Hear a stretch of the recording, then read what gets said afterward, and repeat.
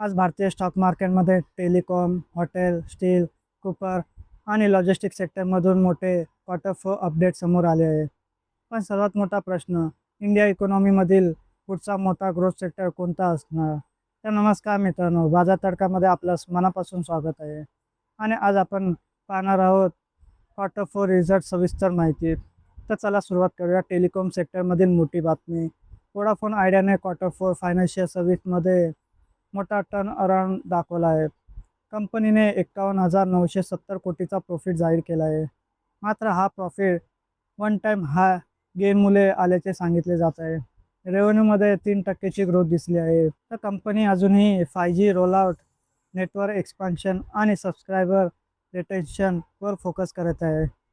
Indian telecom सेक्टरमध्ये competition अजूनही खूप इंटेन्शन राहिलं आहे. आता हॉस्पिटल सेक्टरमधील मोठी बातमीकडे वळूया.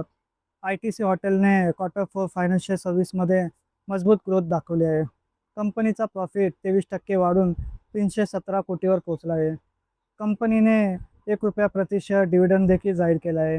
लक्झरी ट्रॅव्हल्स, वेडिंग, टुरिझम आणि बिझनेस इव्हेंटमुळे हॉटेल सेक्टरला मोठा फायदा होत आहे. तर इंडियामध्ये प्रीमियम ट्रॅव्हल्स डिमांड वेगाने वाढताना दिसत आहे. आता वळूया स्टील सेक्टरमधील मोठी बातमी. तर सर्वात आधी टाटा स्टीलबद्दल बोलूया. कंपनीचा प्रॉफिट तब्बल 147% वाढून 2,965 कोटीवर पोहोचला आहे. रेव्हेन्यूमध्ये 13% ग्रोथ झाली आहे. इन्फ्रास्ट्रक्चर प्रोजेक्ट, कन्स्ट्रक्शन, निर्माण आणि मॅन्युफॅक्चरिंग ॲक्टिव्हिटीमुळे स्टील डिमांड मजबूत राहिली आहे. आता PSU स्टील गेनकडे वळूया. तर steel authority of India limited म्हणजे सेलने देखील मजबूत निकाल जाहीर केले आहेत. कंपनीचा प्रॉफिट 47% वाढून 1,835 कोटीवर पोहोचला आहे. रेव्हेन्यूमध्ये 5%ची ग्रोथ दिसली आहे. गव्हर्नमेंट इन्फ्रास्ट्रक्चर स्पेंडिंग आणि रेल्वे प्रोजेक्टमुळे सेलला फायदा होत आहे. PSU मेटल स्टॉकमध्ये इन्व्हेस्टर कॉन्फिडन्स पुन्हा वाढताना दिसत आहे. आता फ्युचर मेटल म्हणून ओळखल्या जाणाऱ्या कूपर सेक्टरकडे वळूया. हिंदुस्तान कूपरने क्वार्टर फोरमध्ये जबरदस्त परफॉर्मन्स दिला आहे. कंपनीचा प्रॉफिट 135% वाढून 444 कोटीवर पोहोचला आहे. रेव्हेन्यूमध्ये तब्बल 58%ची ग्रोथ झाली आहे. इलेक्ट्रिक व्हेकल, रिन्युएबल एनर्जी आणि इन्फ्रास्ट्रक्चर सेक्टरमुळे कूपर डिमांड वेगाने वाढत आहे. एक्सपर्टच्या मते कूपरला फ्युचर इकॉनॉमीमध्ये बॅकबोन मेटल मानलं जात आहे.